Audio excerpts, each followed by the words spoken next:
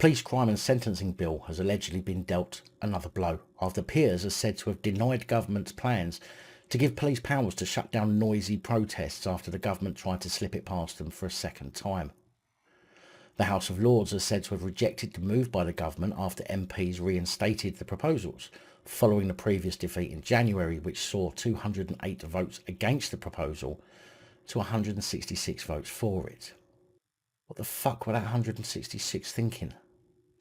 The Police Crime Sentencing and Courts Bill is a 1984-esque document filled with a litany of word salad that is being used to break down our rights as citizens and give the authoritarian government more and more power to control us, with less and less oversight for doing so. Although there are some parts of it which I can't completely dismiss, such as harsher sentences for the worst crimes and preventing automatic release for violent and sex offenders. But I've yet to hear any talk about IPPs, or indeterminate sentence of imprisonment for public protection, which has seen some people locked up for 15 years for something as simple as bicycle theft. Peers also defied the government in pressing their demand enabling search and seizure powers to be given to food crime investigators. Can you imagine that power? You'd see all the cops in the kitchen at McDonald's ordering to confiscate for investigation all their donuts. They also defeated the government in giving their backing to proposals which would make intimidatory offences aggravated by sex or gender a crime. And to be honest, they shouldn't be making it aggravated factors in any crime, as it is so easily abused. As you likely know, the bill led to widespread Kill the Bill protests, which under the legislation would have been shut down due to some word salad that can be manipulated to be used for the occasion, including police powers that would give police the ability to shut down demonstrations if the actions of those involved caused serious annoyance. Based on the police constable's interpretation, of course.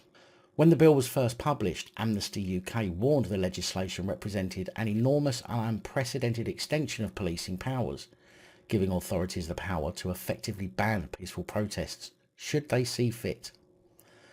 The Joint Committee on Human Rights also published a report raising concerns about the bill, namely that it would curtail an individual's rights to protest. The Joint Committee on Human Rights said the proposed curbs placed on demonstrations in the bill would restrict peaceful protests in a way that is inconsistent with human rights.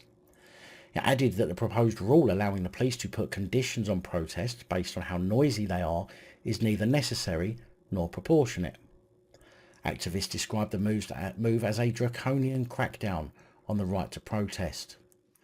The Home Office has maintained that the bill contains measures that are in line with the human rights legislation. Contains measures that are in line with human rights legislation.